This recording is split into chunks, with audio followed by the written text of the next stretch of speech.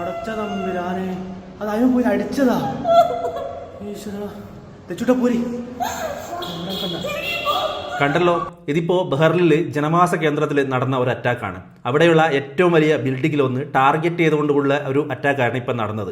ഇപ്പോൾ ഇറാനും അമേരിക്കയും അതേപോലെ തന്നെ ഇസ്രായേലും ഒക്കെ യുദ്ധം നടന്നുകൊണ്ടിരിക്കുന്ന സമയത്ത് ഏറ്റവും കൂടുതൽ ആൾക്കാരെ ഇമ്പാക്ട് ചെയ്യാൻ പോകുന്നത് സാധാരണപ്പെട്ട ജനങ്ങൾക്കാണ്. അതായത് ഈ അമേരിക്കൻ പ്രസിഡന്റിനൊക്കെ ഭ്രാന്താണെന്നാണ് തോന്നുന്നത്. അവർക്ക് യുദ്ധം പ്രഖ്യാപിച്ച് എവിടെയെങ്കിലും സേഫ് ആയിട്ടുള്ള സ്ഥലത്ത് അങ്ങ് ഇരുന്നാൽ മതി. പക്ഷേ അനുഭവിക്കാൻ പോകുന്നത് സാധാരണ ജനങ്ങളാണ്.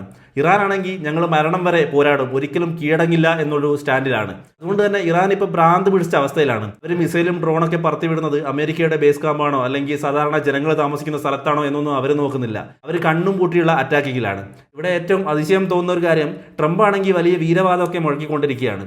ഇറാനെ ആണെങ്കിൽ നിലക്ക് നിർത്താനും കഴിയുന്നില്ല.